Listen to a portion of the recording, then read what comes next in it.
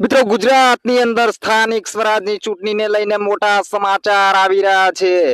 ગુજરાતની અંદર સ્થાનિક સ્વરાજની ચૂંટણીની તારીખો છે તે જાહેર થઈ ચૂકી છે।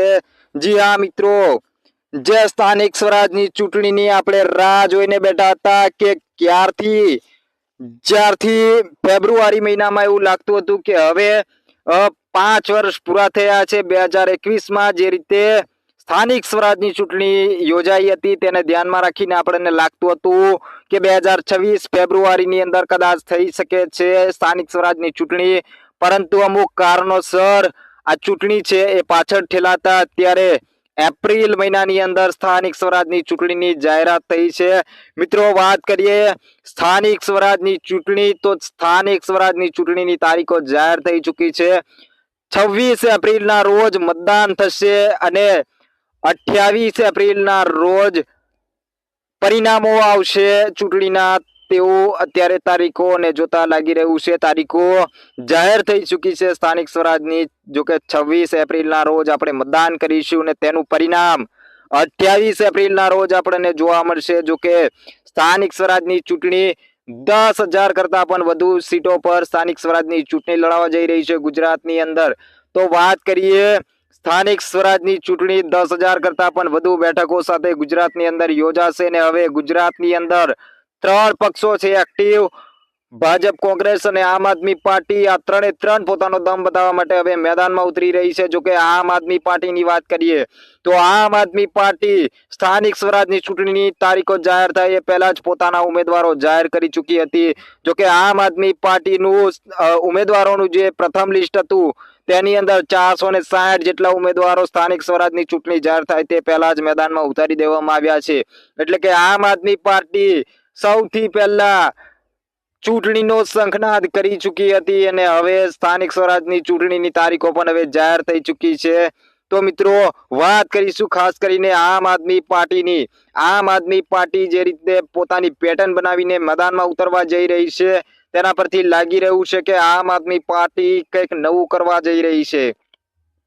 મિત્રો આમ આદમી પાર્ટીએ કોંગ્રેસ સાથેના ગઠબંધનને પણ નકાર્યું છે કે તેઓ કોઈ પણ જાતનું ગઠબંધન કરવા માંગતા નથી કોંગ્રેસ સાથે, અને તેઓ સીધા પોતાની મહેનતથી પોતાના દમ પર ચૂંટણી લડવા જઈ રહ્યા છે। ને જો કે પહેલી જ વખત ગુજરાતની અંદર આટલી બધી સીટો પર તે લડવા જઈ રહી છે ચૂંટણી।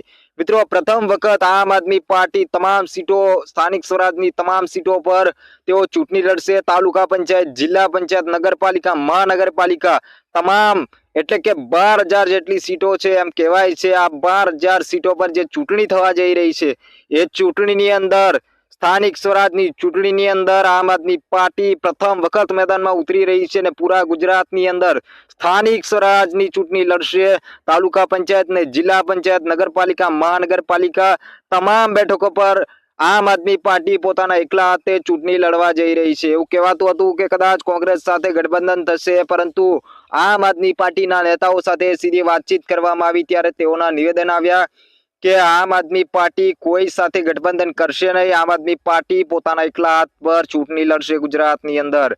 તો મિત્રો સ્થાનિક સ્વરાજની ચૂંટણીની રાહ જોવાતી હતી કે ક્યારે ચૂંટણીની તારીખો જાહેર થાય, ક્યારે થાય તેની સૌ કોઈ રાહ જોઈને બેઠું હતું। તો મિત્રો સ્થાનિક સ્વરાજની ચૂંટણીને લઈને સૌથી મોટા સમાચાર આવ્યા કે સ્થાનિક સ્વરાજની ચૂંટણીની તારીખો જાહેર કરી દેવામાં આવી છે।